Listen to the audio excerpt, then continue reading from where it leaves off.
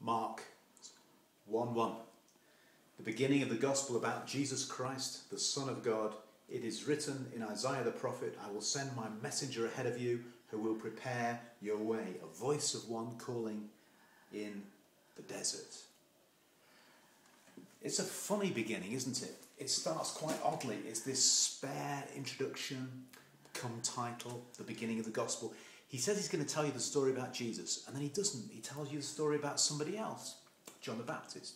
Well, why is that? It's simply because before you look at the fruit, you have to understand the root system. And John the Baptist represents the story of Israel. He expresses in his person two things that Israel took for granted. One was that there was one God, monotheism, and the worship of that one God.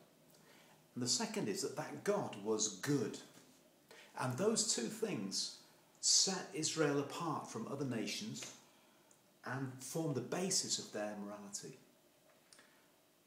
And John was like a laser concentration of those two facets. And he was utterly uncompromising about that God. He was the prophetic voice of Israel that had been ringing out for, in a conservative estimate, 2,000 years. And he came preaching in the desert. Now the desert is the opposite of a comfort zone. It's where you don't go on holiday. It's where Israel hit their sharpest learning curve on the journey from slavery to freedom and identity and independence. And it was John's base camp. He was saying quite simply, Israel, you have to go back to where you began. You have to go back to basics. You have to go back to your learning again. Go back to kindergarten.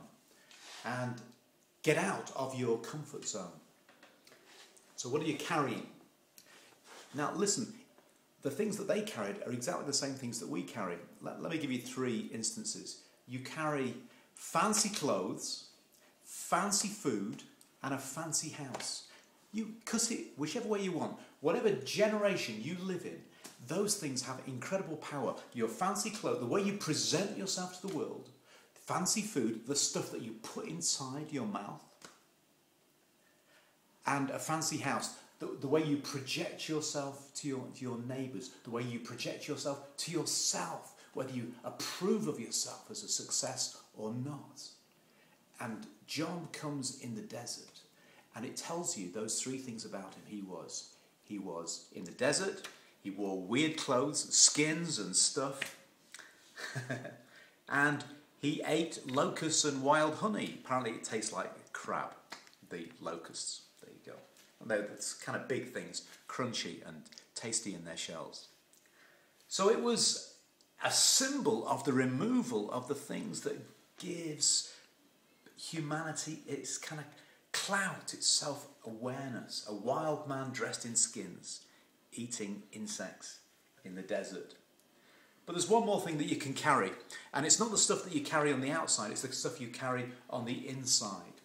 And that's, well, the Bible calls it sin. And maybe that's the internal equivalent of clothes, food and houses.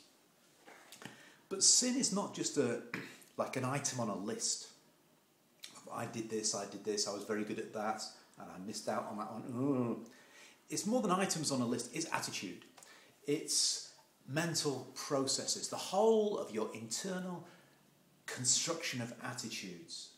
Self-pity, your selfishness, your self-justification. All those little patterns of calculated cruelty that sneak out with needle-sharp awareness every now and then. That has to go.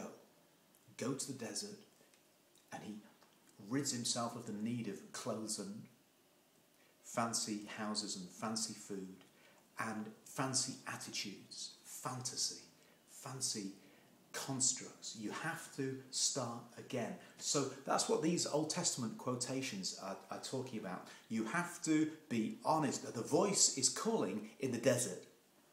You have to be straight. And the word is, God is getting ready to speak. And so John the Baptist pictures this readiness to listen. Are you ready? We don't have deserts in Western society. We fill it all up with brick and noise and rush. And everyone speaks as if they're children's TV presenters, all happy and upbeat and breezy and shallow. It was the opposite for John. He spoke out of the desert. And for the Jew of John's day, the desert was where the bogeyman lived. It was a place where demons lurked and angels, non-humans. Mind you, the angels visited. So non-humans and the wild animals. It was the people who didn't, the beings that didn't come near civilization. And that's where John was. It's a picture of the uncomfortable outside. So who wants to go there? After Jesus was baptized, the Spirit drove him. He uses this wonderful word, ekbalo, and that means chucked out. The Spirit threw Jesus into the wilderness, and Jesus was there before he started his public life.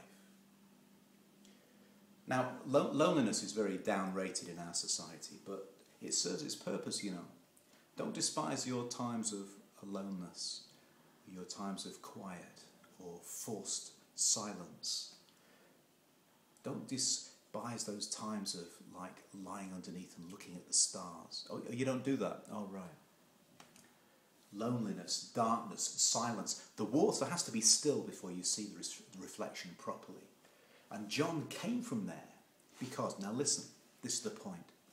The right words come out of silence. And that's where I have to meet God.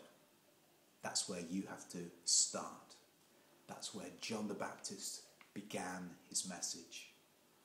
And that's where we begin our study of this gospel. God bless.